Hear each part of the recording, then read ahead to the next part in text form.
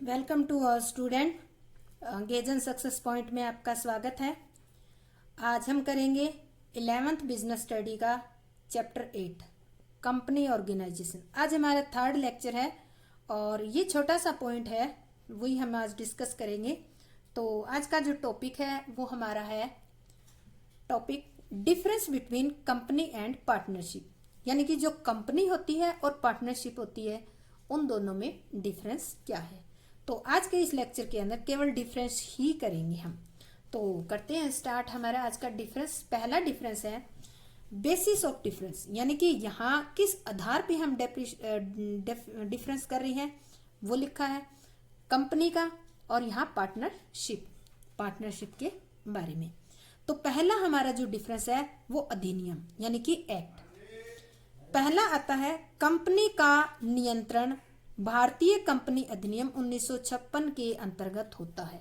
जैसा कि हमने स्टार्टिंग में पढ़ा कि जो कंपनी का रजिस्ट्रेशन होता है कंपनी अधिनियम 1956 या इससे पहले वाला, या फिर आपको 2013 भी लिखा मिलेगा कहीं पर, ठीक है। तो इसके अकॉर्डिंग होता है। दूसरा पार्टनरशिप जो है इसका जो रजिस्ट्रेशन होता है,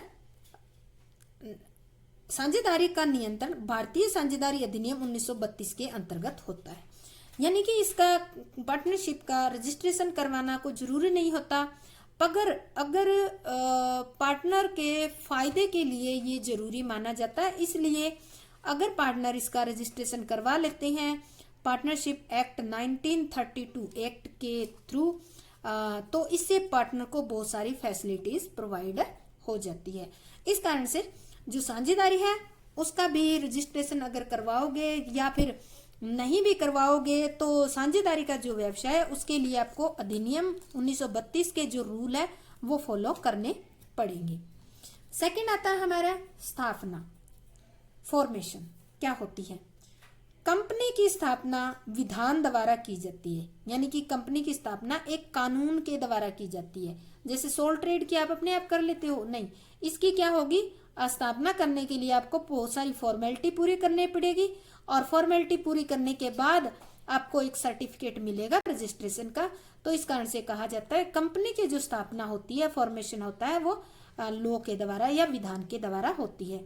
ये उल्टा लिखा गया पॉइंट, ये इसके सामने पॉइंट ये लिखेंगे हम, फॉर्मेशन के सामने ये एरो लगा के लिखा है। साझेदारी की स्थापना आपसी समझौते से होती है। अगर साझेदारी अगर आप बिजनेस कर रहे हो तो आपसी समझौते से आप बिजनेस कर सकते हो। इसमें रजिस्ट्रेशन करवाना भी कोई अनिवार्य नहीं है, करवा लेते हो तो ठीक है, पर इसके अंदर क्या होना चाहिए, आपसी समझौता होना जरूरी है। एग्रीमेंट होनी सभी पार्टनर के बीच में कंपलसरी है। इसके बाद आता है रजिस्ट्रेशन। कंपनी का रजिस्ट्रेशन करवाना अनिवार्य है। कंपनी का अगर फॉर्मेट आपने चुना है बिजनेस करने के लिए तो उसका आपको रजिस्ट्रेशन करवाना ही पड़ेगा। बिना रजिस्ट्रेशन के कोई भी बिजनेस कंपनी फॉर्मेट नहीं कहलाएगा। तो इसके अंदर क्या है, कंपनी में रजिस्ट्रेशन करवाना कंपलसरी है। साझेदारी में साझेदारी का पंजीयन करवाना अनिवार्य नहीं है, यानी कि साझेदारी का रजिस्ट्रेशन करवाना जरूरी नहीं है, पर पार्टनर के लिए फायदेमंद होता है, कई उसको फैसिलिटी मिल जाती है, इसलिए रजिस्ट्रेशन करवा लिया जाता है। नंबर 4 आता है नंबर ऑफ मेंबर्स, सदस्यों की संख्या। सार्वजनिक कंपनी में कम से कम 7 और अधिक से अधिक कोई सीमा नहीं है। यानी कि सदस्यों के मेंबर्स के बारे में हमने पहले लेक्चर में भी पढ़ा था कि कम से कम तो 7 होने चाहिए और मैक्सिमम तो कितने भी हो सकते हैं, 1 लाख, करोड़, 2 करोड़, जितने भी हो सकते हैं, कोई लिमिट नहीं है। ये तो थी कंडीशन हमारे सार्वजनिक कंपनी के बारे में। अब कंपनी 2 टाइप की होती है, एक पहले सार्वजनिक होगी और दूसरी कौन सी, निजी। अब निजी कंपनी की कंडीशन क्या है, निजी कंपनी में कम से कम कितने मेंबर होने चाहिए, 2, और ज्यादा से ज्यादा कितने हो सकते हैं, 50। अगर 2 से कम हो जाते हैं तो निजी कंपनी की कंडीशन क्या है, टूट जाती है, और अगर 50 से ज्यादा हो जाएंगे तो भी कंपनी की कंडीशन टूट जाएगी, निजी कंपनी नहीं रहेगी। अब आता है साझेदारी। अब साझेदारी का बिजनेस भी आपने पढ़ा होगा कि 2 तरीके से कर सकते हैं, एक तो बैंकिंग और एक जनरल बिजनेस। अगर कोई बैंकिंग बिजनेस स्टार्ट किया आपने तो उसमें आपको मिनिमम कितने चाहिए, 2 बंदे चाहिए, और मैक्सिमम कितने मेंबर हो सकते हैं, 10। अगर आप जर्नल बिजनेस कर रहे हो तो मिनिमम कितने होने चाहिए, 2, और मैक्सिमम कितने होंगे, 20 हो सकती हैं। तो ये कंडीशन थी नंबर ऑफ मेंबर्स के बारे में। इसके बाद आता है इसकी लाइबिलिटी के बारे में, यानी कि इन पार्टनर्स की लाइबिलिटी क्या क्या होती है। तो सबसे पहले आता है लाइबिलिटी।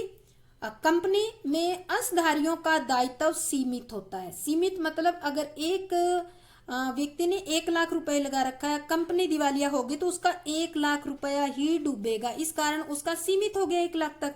इस कारण कहते हैं कंपनी का दायित्व क्या होता है, सीमित।